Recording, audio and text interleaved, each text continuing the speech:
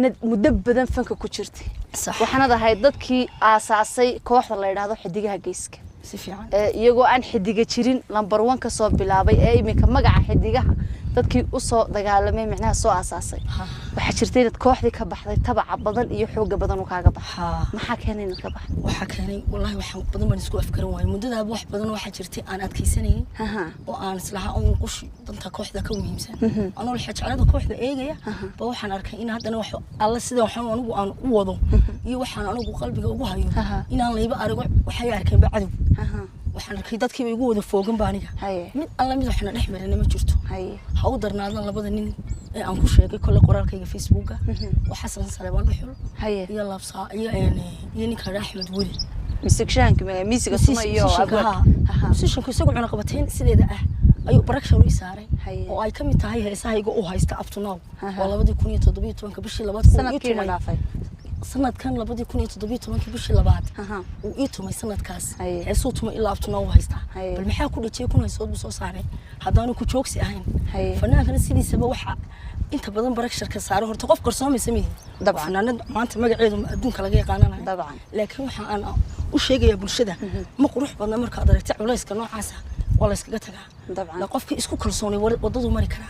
laakiin qofka aan isku kalsoonin isagan ku ogay halka isaga dabcan حاجة أبوانك إسقنا حاجة أبوانك وحو كان شيكو إسكولو فشية هي وكا وقدران إسو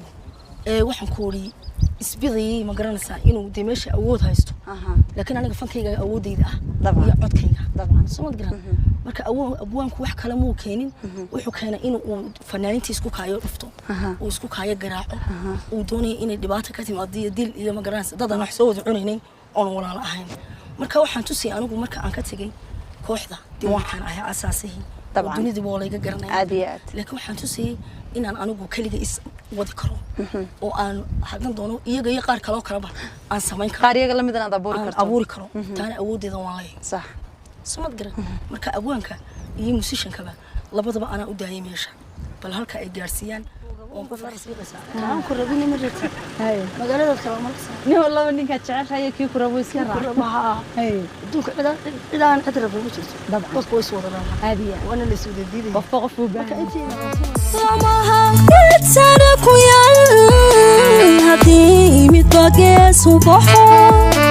kantada warorsaniyo intay kamidaysan kantada warorsaniyo